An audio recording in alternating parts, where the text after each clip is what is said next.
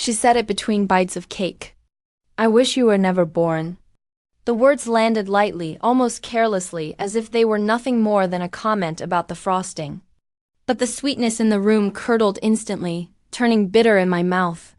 Laughter rippled across the table, loud and unrestrained, rolling through the space like distant thunder. Everyone was entertained. Everyone except me. I stared at her, at the woman who once corrected my manners, who taught me to say thank you before every meal, now wishing I had never existed at all. My fingers loosened around my fork as I set it down slowly, deliberately, so she would notice. My heart pounded hard enough to rattle my ribs, but my face stayed composed, almost serene. The smile I gave her wasn't forgiveness. It wasn't confusion. It was a warning. And when I finally spoke just one line, even the ticking clock seemed to forget how to move. My name is Catherine. I'm 32 years old, a high school English teacher in Kansas City. On paper, my life looks calm, almost uneventful, grading essays late into the night, packing leftovers into plastic containers, feeding the neighbor's cat when she's out of town. Quiet routines. Predictable days? But in my family, quiet never meant peace. Quiet meant invisible. I grew up in a house where love was a spotlight, bright and warm, but it never once turned in my direction. My mother's world revolved around my sisters, Jessica, the eldest, a natural star who could do no wrong, and Amanda, the youngest, fragile and creative, someone who always needed protecting. I was the middle child, the steady one, dependable and unremarkable. Too easy to overlook. When I was 10, I won a district-wide essay contest. I came home clutching the certificate like it was proof I mattered. Mom barely glanced up from polishing Jessica's debate trophy. "That's nice, honey," she said, distracted. Before asking Amanda if she wanted ice cream. At 12, I taught myself piano, practicing quietly so I wouldn't disturb anyone. Dad called it a sweet little hobby, then turned back to watch Jessica rehearse her graduation speech. My accomplishments were always footnotes, barely worth reading. Every family photo confirmed it: Jessica centered and radiant, Amanda tucked safely beside Mom, and me standing just close enough to fill the empty space near Dad. If you looked carefully, you could almost see the outline of someone slowly fading. I told myself it didn't matter. I told myself being reliable was enough. Birthdays, holidays, graduations, I arrived early, stayed late, cleaned dishes before the party ended, refilled glasses before anyone noticed they were empty. I believed effort could earn affection. I believed if I worked hard enough at belonging, someone would eventually notice. I was wrong. Family dinners were always loud. Mom's lasagna bubbling in the oven, Dad talking about the neighbors, Jessica discussing clients in courtrooms, Amanda explaining her latest project. I sat quietly, nodding along, offering supportive murmurs like punctuation to their success stories. When they laughed, I laughed too, because that's what you do when you're the family glue. You hold things together, even when it hurts. The last few months had followed the same script. Jessica had just made senior partner at her law firm. Amanda was still painting in Mom's basement, but in our house that counted as following her passion. So when Mom called about hosting a celebratory dinner, I didn't hesitate. I baked a cake, my small, careful contribution to the family's perfect picture. I told myself this time might be different. Maybe Mom would ask about my students or the new class project I'd worked so hard on. Maybe she'd remember my favorite dessert wasn't chocolate but lemon. Hope has a cruel way of surviving even when it has no reason to. That night, everything looked flawless. The table was set with polished silverware, candles flickering against cream-colored china, the air rich with garlic and wine. I arrived early, as always, carrying the bakery box and wearing the same cardigan I wore to every family dinner. Mom smiled when she saw me, but it was the polite smile you give a neighbor, not a daughter. "You made it good, we were just waiting on dessert." The evening unfolded like a movie I'd seen too many times. Dad toasted Jessica's promotion. Amanda passed her phone around, showing off photos of her art. Mom leaned forward eagerly, asking about courtrooms and clients. My moment never came. Every attempt to speak was smoothed over by another laugh, another story that didn't include me. Still, I stayed quiet. I kept smiling. I told myself silence was safer. Then the plates were cleared. Dessert was served chocolate cake, glossy under candlelight, exactly the kind I never liked. And as Mom placed the first slice in front of me, she looked straight at me. Her voice was soft and sharp all at once, the same voice that once sang me lullabies. That's when she said it. You'd think after all these years nothing they said could surprise me. But somehow it still did. Maybe because some part of me still hoped foolishly that they might see me differently just once, after her words. The laughter kept going. Jessica snorted into her wine glass. Amanda wheezed like it was the best joke she'd ever heard. Dad wore that familiar weak smile, the one that always meant, don't make this a scene. I looked around the table and saw every version of the life I would never have, Jessica glowing with accomplishment. Amanda adored and protected. Mom basking in the warmth she created for everyone but me. And then there was me, the extra chair. The forgotten utensil, the one who never quite fit the frame. They called it humor. Said we were just teasing like families do.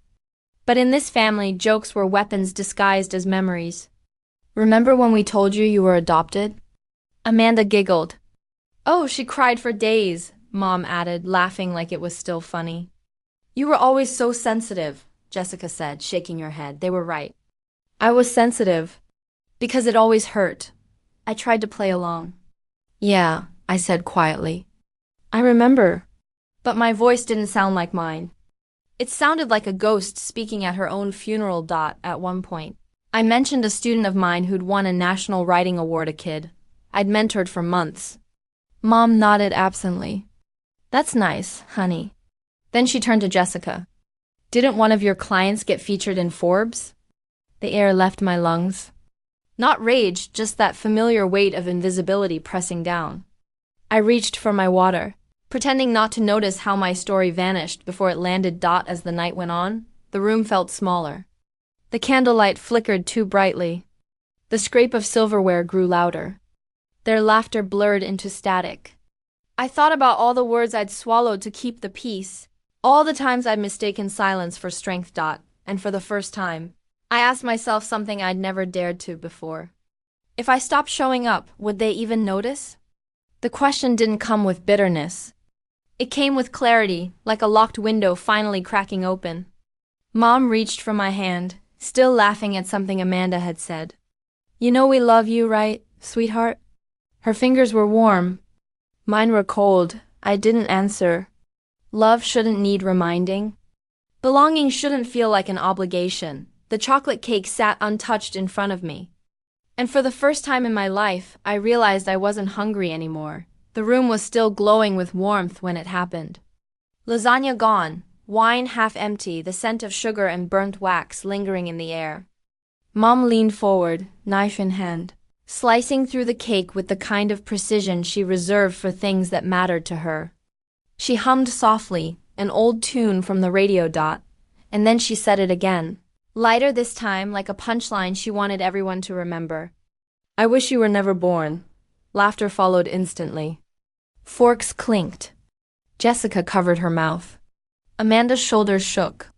It wasn't shock, it was amusement. I stared at the slice in front of me, perfect layers, clean edges, glossy icing. The kind of dessert you're supposed to savor. But the sweetness turned metallic on my tongue. My chest felt too tight for the air I was breathing. I heard my father faintly through the ringing in my ears. Come on, it's just a joke. A joke. That word had followed me my entire life. Every dismissal. Every laugh at my expense. I looked at my mother, her satisfied smile, the room basking in her approval, and wondered if she even realized what she'd said. Or if she did, and simply didn't care. My vision tunneled. The edges of the room softened. The center sharpened her face. The smile, the cake. I could feel my pulsing my fingers. The air buzzed around me like an electrical hum. Then something inside me stopped resisting. I placed my fork down slowly, deliberately. The small metallic tap sounded louder than louder. It was the kind of sound Thetans conversations. For a heartbeat, no one noticed. Then Amanda looked up, smirking. Oh, come on, Kath. Don't tell me you're offended.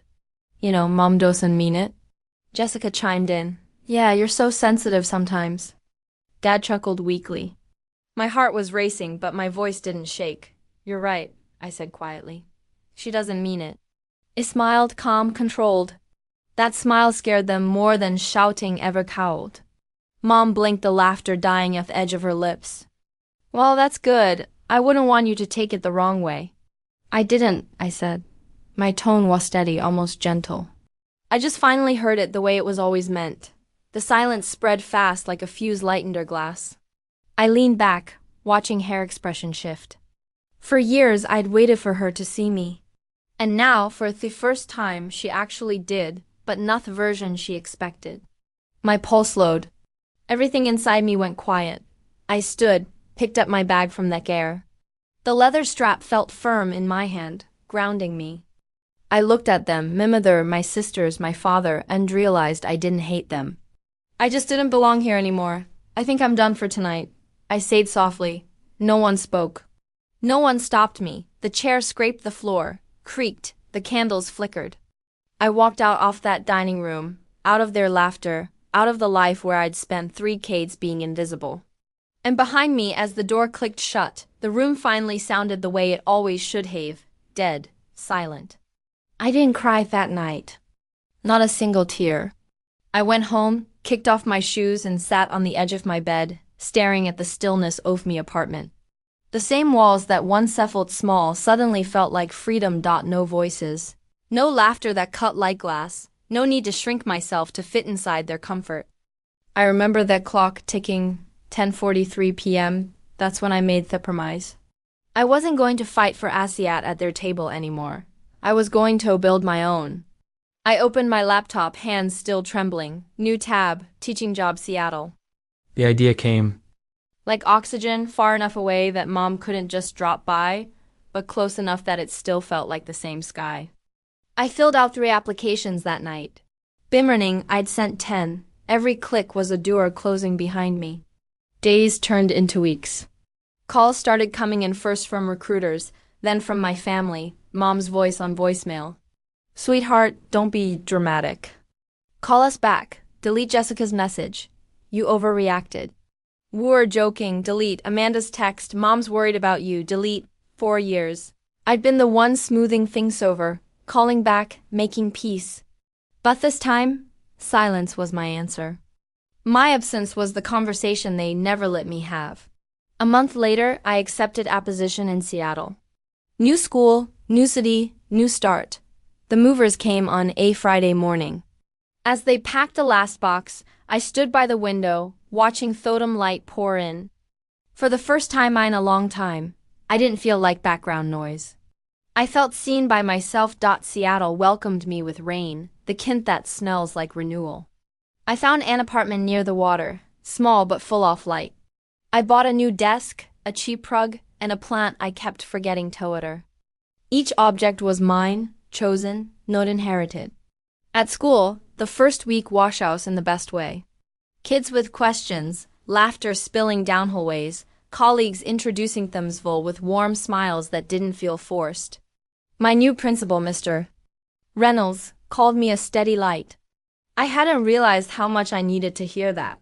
For the first time, I came home tired, but not empty. My students started trusting me. One of them even left a note on my desk. You make words feel safe. I kept it folded in my wallet. Back in Kansas City, my absence grew louder. An old neighbor mentioned that Jessica and Amanda had stopped speaking. Thanksgiving plans were complicated. Without me mediating, they finally had to face each other. Without glue, everything cracked. I didn't need to gloat. My revenge wasn't rage. It was peace. The kind of peace they'd never find sitting around that table. Every time my phone buzzed with an unknown number, I knew it was them. Sometimes I'd let it ring just to feel the power of choice. Silence had become a new language. One evening, as rain tapped against the windows, I made tea, the some kind Mom used to brew at holidays. I took a sip, half expecting the bitterness of memory. Instead, it tasted warm, alive. My chest didn't tighten this time. I realized then that I hadn't to separate. I finally appeared in my own life. And the irony, by wishing me gone, my mother gave me exactly what I needed. The freedom to exist without her permission. I closed my eyes, listening to the rain and the hum of the city below. No laughter, no noise, just peace and the quiet satisfaction of knowing that my silence had become their undoing. Years passed, soft and steady, like the rhythm of rain on my cedar window. Sometimes I'd catch myself wondering if they still sat around Thatable, the same one where I disappeared. I imagined Mom slicing into another perfect cake, but no one laughing quite the same way. Silence has a way of haunting a room once it learns your name. They reached out less over time. First came the letters, Mom's handwriting trembling across the page. We didn't mean it that way. Then the photos stopped arriving at Christmas. By the third year, the calls slowed to nothing but static. And yet, I wasn't angry anymore. I'd stopped keeping score. That day I learned peace doesn't need an audience. My life had grown quietly full. The students I taught made mellow. My co-workers became friends who saw me not what I could fix for them. And then there was David, a man I met in a bookstore on a rainy Tuesday. Hadn't asked about my family. He asked about my favorite author. We talked 4 hours, and somewhere between coffee fills and paperbacks, I realized I worshippy. When we married, it was a small ceremony at a park overlooking the water. No family drama, no pretense, just music, laughter, and a soft wind carrying away everything I used touches. A few years later, when our daughter was born, I named her Hope. She never have to earn her place at any table. She knows she belongs both. I'll tell her over and over until she never doubts it. Sometimes when the house is quiet and she's asleep, I think about that night. Mom's voice, the laughter, the silence that followed. That silence used to feel like a punishment. Now it feels like peace. The night my mother wished I'd never been born was the night I finally started living. If you've ever had to walk away to find peace, you already know silence isn't the absence of love. It's what happens when you finally love yourself enough to stop begging for more. When people ask if I ever made a peace with my family, I tell them this peace isn't something you wait for. It's something you build. I never went back to that dining room. But sometimes I still dream of it. The clink of silverware, the smell of garlic bread, the sound of my own heartbeat trying to stay quiet. In those dreams, I don't see their faces anymore. Just the empty chairs and the silence that fills their room long after I've walked away. Seattle became home. My classroom, my refuge, my daughter, my proof that love can begin in the ruins of what came for. Every time she runs into my arms flying, I think about that night Theon that was supposed to erase me. And I realize it didn't. It rewrote me because of somebody's the cruelest wish becomes the greatest gift. Mom wished I was never born. And in a way, she got her wish. The version of me they once knew. Theon who begged to be seen no longer exists. But the woman who replaced her, she was born that night over dessert. So, if you've ever been told you don't belong, that you're too much or not enough, listen to me. You can leave Theatable. You can build your own. And when you do, you'll find that silence doesn't mean loss. It means you finally have the space to hear your own voice. If this story found you tonight, drop your city in the comments and tell me, have you ever had to walk away from someone you love just to love yourself? Your story might be the one someone else needs to hear.